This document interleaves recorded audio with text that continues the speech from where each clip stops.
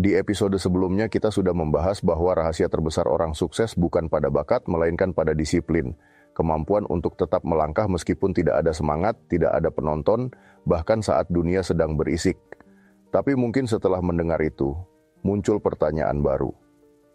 Kalau begitu, bagaimana caranya melatih disiplin dari awal, dari titik nol, ketika bahkan memulai saja terasa berat? Pertanyaan ini sangat manusiawi. Karena mari jujur saja, kebanyakan dari kita tidak dibesarkan dalam sistem yang mengajarkan kedisiplinan sebagai bagian dari keindahan hidup. Kita belajar karena takut nilai jelek, bekerja karena takut dimarahi, bangun pagi karena takut terlambat. Semua dibentuk oleh rasa takut, bukan kesadaran. Maka, membangun disiplin bukan sekadar mengubah kebiasaan, tapi juga mengubah cara berpikir, dan itu butuh proses. Dalam proses itu, ada satu pelajaran yang sangat penting. Disiplin tidak harus dimulai dari langkah besar. Bahkan sebaliknya, jika memulai dari langkah yang terlalu besar, seringkali kita kelelahan sebelum sampai kemana-mana. Mari bayangkan ini. Seseorang yang jarang berolahraga, tiba-tiba memaksakan diri untuk lari 10 km. Apa yang terjadi? Mungkin bisa, tapi tubuhnya akan kelelahan. Keesokan harinya, rasa pegal membuatnya berhenti. Lalu merasa gagal. Lalu kembali ke nol. Disiplin bukan tentang hebat di awal, tapi tentang bertahan dalam jangka panjang. Maka, jika ingin membangun disiplin, mulailah dari sesuatu yang hampir terlalu mudah untuk gagal.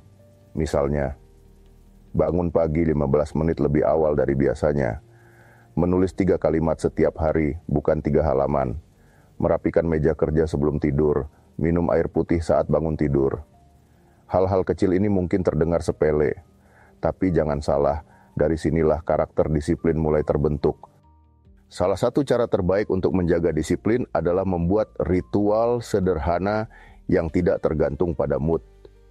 Ritual ini seperti jangkar.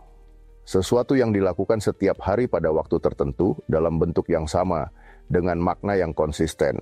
Contoh nyata, seorang penulis ternama punya ritual menyalakan lilin aromaterapi setiap kali hendak menulis. Lilin itu bukan untuk suasana romantis, tapi untuk memberi sinyal pada otak bahwa ini saatnya fokus. Seorang atlet angkat besi punya ritual mendengarkan lagu yang sama sebelum latihan, bukan karena lagunya spesial, tapi karena itu menyiapkan tubuhnya secara mental untuk masuk ke mode kerja. Ritual-ritual kecil ini bisa jadi sangat pribadi. Yang penting, ia memberi ritme, membuat otak dan tubuh tahu kapan waktunya diam, kapan waktunya bergerak. Dan yang paling penting, ritual ini dijaga bahkan ketika tidak sedang bersemangat. Seringkali orang berpikir, saya akan disiplin setelah saya menemukan passion saya. Padahal justru sebaliknya, disiplinlah yang akan membawamu pada passion. Karena hanya dengan konsistensi, seseorang bisa benar-benar mengenal dirinya. Dan dari pengenalan itu, akan lahir ketertarikan yang mendalam, yang disebut passion. Jangan menunggu inspirasi, jangan menunggu lingkungan ideal. Mulailah dengan apa yang ada hari ini, dengan waktu yang dimiliki sekarang, dengan tenaga yang mungkin tinggal sedikit. Satu hal lagi yang sering dilupakan, disiplin tidak selalu berarti produktivitas. Disiplin juga berarti tahu kapan harus istirahat, kapan harus berhenti, kapan harus tidur cukup dan mematikan notifikasi. Karena orang yang benar-benar disiplin bukan hanya bisa bekerja dengan teratur, tapi juga bisa menjaga dirinya dengan sadar. Ada orang yang tampak sibuk setiap hari, tapi hidupnya kacau. Tidur tidak teratur, makan seenaknya, tidak punya waktu berkualitas untuk diri sendiri. Itu bukan disiplin, itu hanya kelelahan yang dikemas rapi. Maka, dalam latihan disiplin penting sekali untuk menyeimbangkan antara dorongan untuk maju dan kebijaksanaan untuk berhenti sejenak. Jika hari ini merasa belum konsisten, belum mampu membangun disiplin yang kokoh, tidak apa-apa. Tidak ada yang salah dengan memulai pelan-pelan. Yang salah adalah berhenti sama sekali hanya karena belum sempurna.